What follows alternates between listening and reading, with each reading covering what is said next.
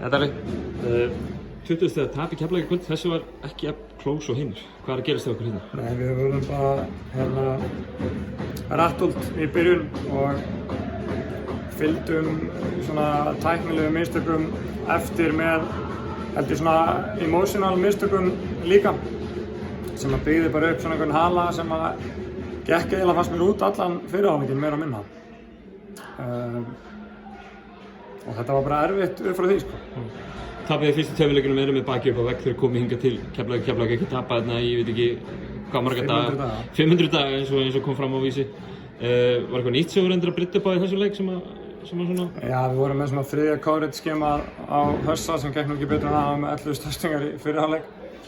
En svo sýndum við allt, þú veist, og reyndum allt sem við höfum svona lagt upp með. Það verður alltaf bara að gefa Keflavík kredit fyrir það að þeir eru betra lið. Og það getur verið alls konar ástæði fyrir því, náttúrulega frábært svona continuity sem að liðið heldur í og Hjalti, þú veist, það veit allir hvað þeir gera en þeir gera það bara svo ógeðslega vel að það er hérna bara drullu erfitt að eiga við þá og þeir eiga mikið hrós skilið en við hefum klárlega viljað svona sýna betri hliðar í dag. Við skiljum hérna leik kannski fyrir eftir og kíkjum bara á tímabilið, en þið komið inn í úrslitakeppnina í 5. sætinu og vinna.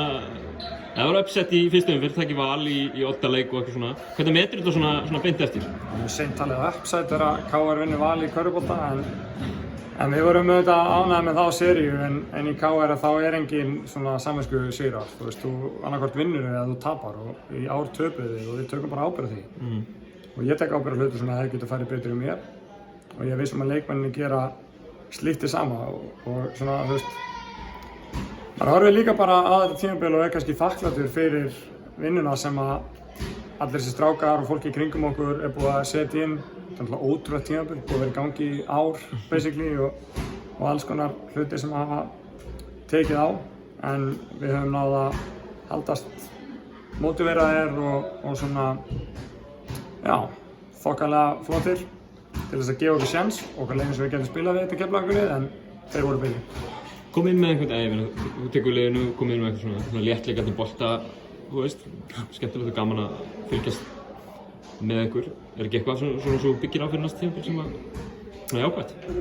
Jú, þú veist, það breytist alveg einhverju hlutir bara svona í kringum liðið og hérna hvernig svona andinn er í þessu öllu saman og fullt af fólki fyrir þetta mig sem á stóran þátt þar, náttúrulega stjórnin alltaf frábær og sömulegis bara contribution leikmanna til að mynda svona þennan kúltúr en við viljum auðvitað bara halda sigurhefð áfram og reyna þá að vera sigur en ekki tapa á næsta ári. 2013 síðan sem að KR tapaði seríu. Varst þú hluti af einhverjum af þessu eða var það áður sem að þú varst hluti af liðinu? Ég var hluti af einhverjum af þessum sigrum hana í röð og þetta er það þungu kross að bera að vera sá sem þetta strandar á en aftur, þú veist, ég tek bara fulla ábyrgð við sem að hefði getað farið betur þar og við ætluðum frá degi 1 að vinna en það tókst ekki. Miðjan frábær með ykkur í úrslitakeppninni, voru mættir hér í kvöld. Hversu fallegt var það að heyra miðjuna syngja 6-faldi meistara þegar leikurinn var farin hérna og þið basically farnir út úr úrslitakeppninni? Já, þú veist, þetta er bara KR kúltúrinn og þetta er